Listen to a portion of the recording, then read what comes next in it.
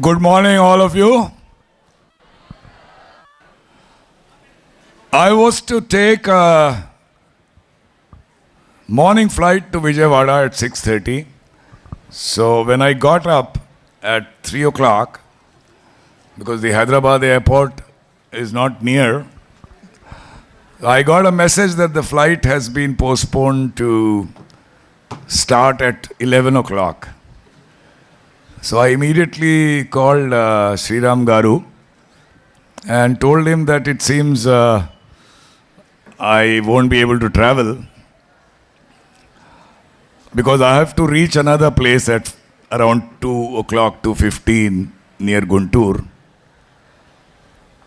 First of all, I was surprised that he picked up the phone immediately at 3 o'clock, 15 minutes to 3 actually.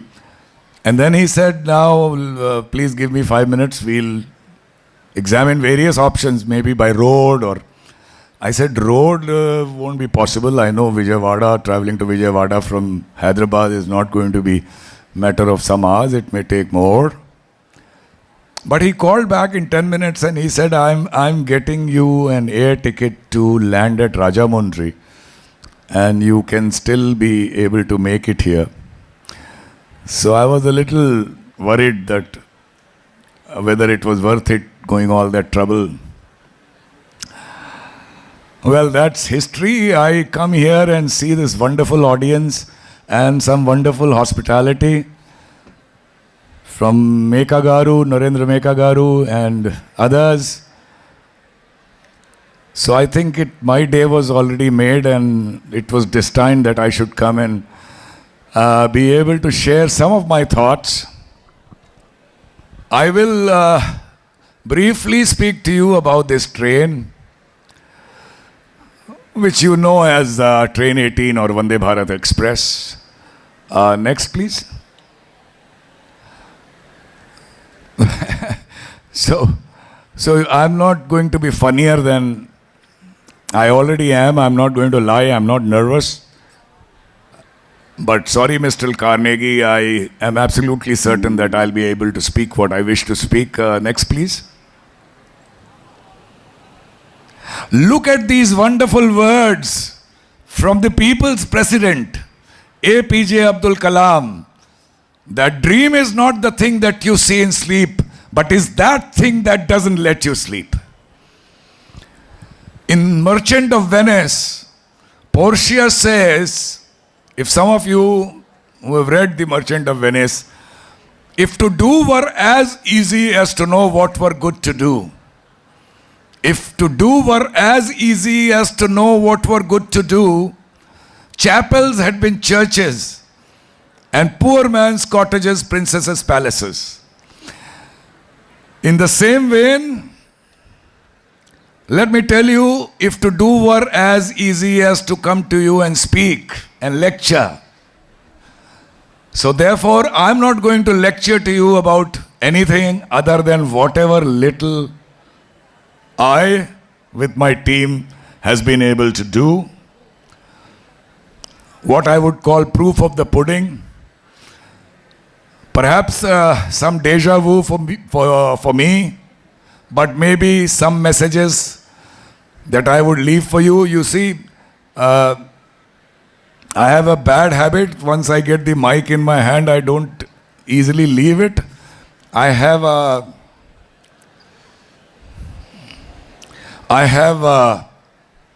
multitude of slides, so I'll have to skip many of them. Let me see how well I do that. I am a railway man for life. In Indian Railways is something you cannot ignore in India, whether you love it or hate it. Next, please. I am not a great speaker, so I borrow a lot from wisdom down the ages, what I call my poet uncles. I have many Indian uncles and I also have an English uncle called Shakespeare who's more than 400 years old. Let me begin my presentation, but because you cannot teach an old dog new tricks. You know what Atmanirbhar Bharat is. You know what Make in India is. There are many things Those who've studied finance would understand collateral-free loans and liquidity infusion and all that, but I'm going to only speak about the spirit of Atmanirbhar. Next. Innovation on a small scale begins with an idea tried out in the market, and if there is an outcome of value, that completes the cycle. Its larger cousin is any technology, and you need in the country an ecosystem to nurture and encourage this with pride and ownership.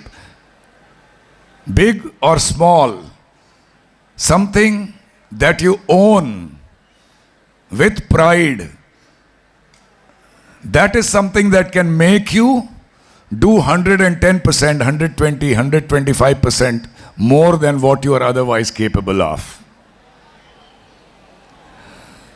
I call transfer of technology an oxymoron because we have always got trains, locomotives from some company abroad. We bring some, then the drawings are transferred, specification transferred, protocols are transferred, we are given training, yet we are not able to make it to the standard we imported.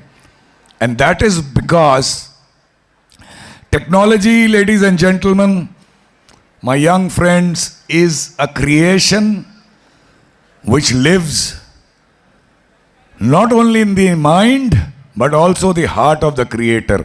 There is no way to transfer that.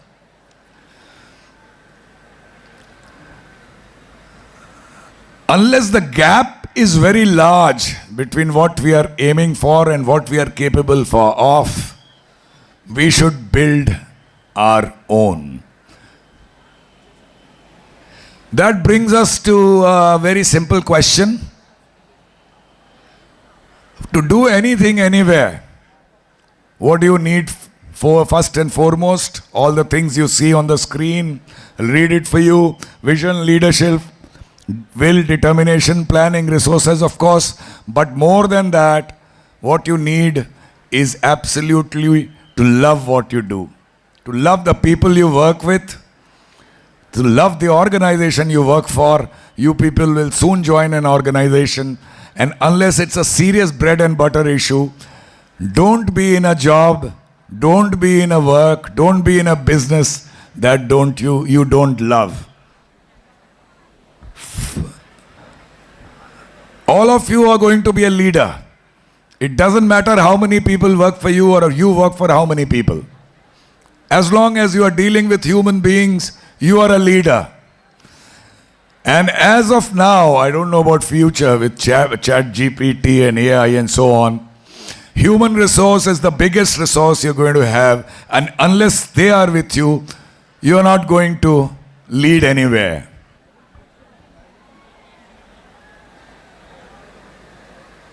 For me, it was easy. I'll not go too much into it.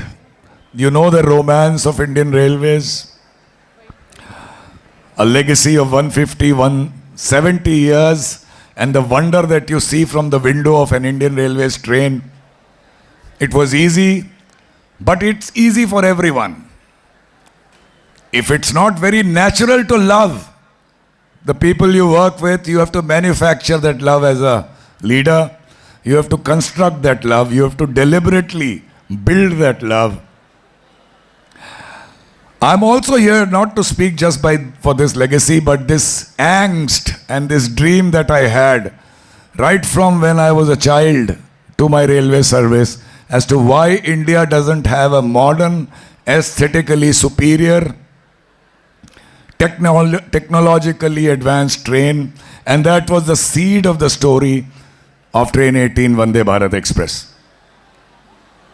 I got posted as in charge of Integral Coach Factory Chennai as the GM, which was set up in 1950s as a dream of Jawaharlal Nehru to build coaches of current technology, but we only did more of the same. As I was talking to Sriram Garu, he also had the same question, is to right from when I was a child to when I grew up, why is it that our trains look absolutely the same?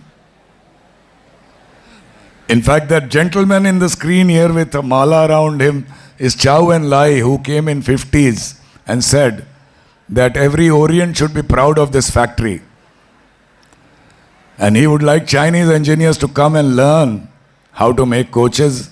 And 60 years, 65 years hence, where have we reached? We make a beeline to go to China to learn from them. That's because every dream must be followed by a vision, and vision must be followed by an action plan.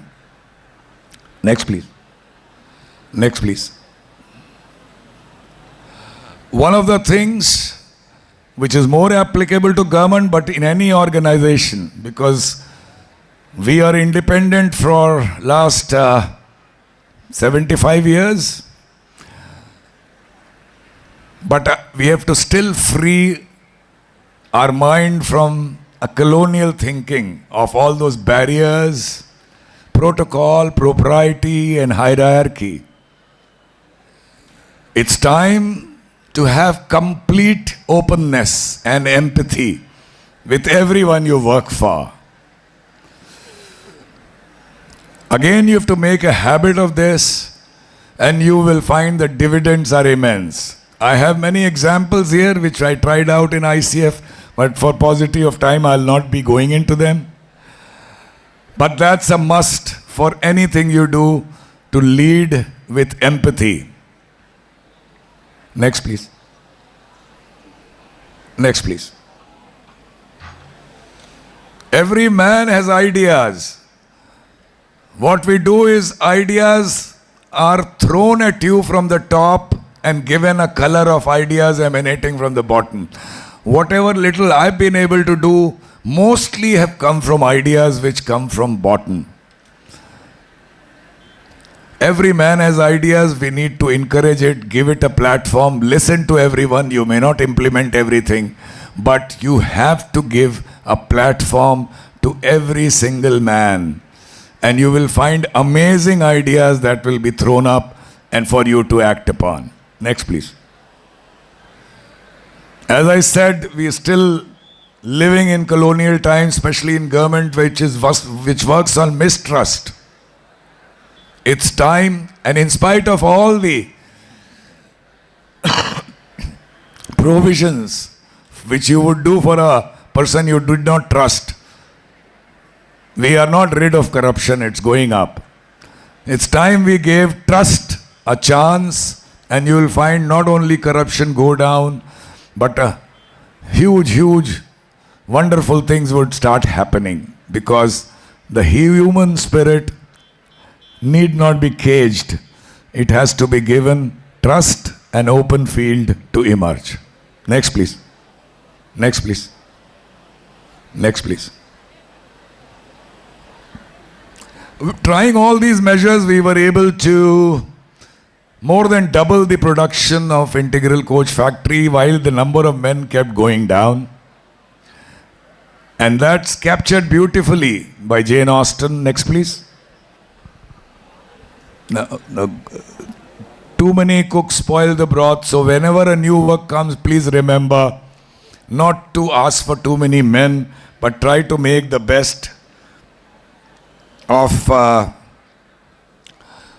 whatever you have. There is a rule of square root which says that 10% of the people there are in an organization give you 50% of the output. Maybe it's not 10%, it's more like 20-25%. But those 20-25% are the ones who would deliver with a pat on their back. And that's where you should concentrate instead of trying to increase your manpower. Next, please. Next, please. This is an image I want to leave you with. These are 29 Chennai women, aged 23 to 57. Please go back.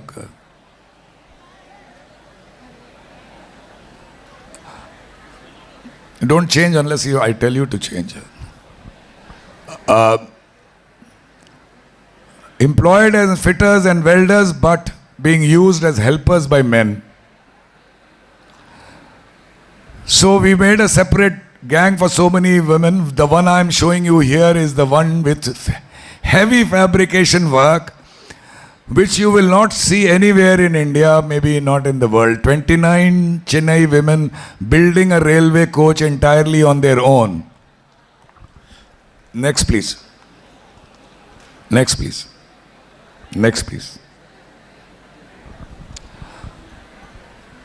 What's so special about a train set? Train set is nothing but permanently coupled coaches with locomotives not being there.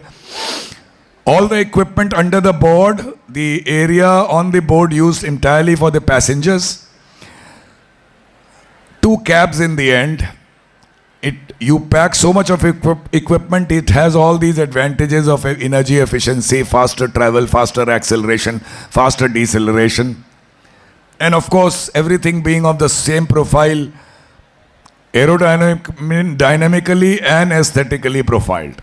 But we didn't have these trains although that is the trend world over, for 25, 30 years because of departmental problems, internecine warfare, requirement to import and so on. Next, please. Next, please. Next, please. We all have large number of concerns because things don't work around us, but we forget the small dot of influence where we can do something instead of worrying about so many things which are not in our control. There's a Chinese saying which says that light your own candle instead of cursing the darkness. And this was the time, as the in charge head of the largest coach factory in the world, for me to see whether my angst was real, whether I really had the dream to light my torch next, and to realize my dream.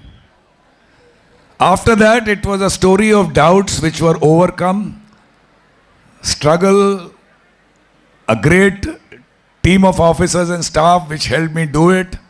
It will take a long time to go to the story, but only there is one thing that I want to tell you as to how we got this sanction.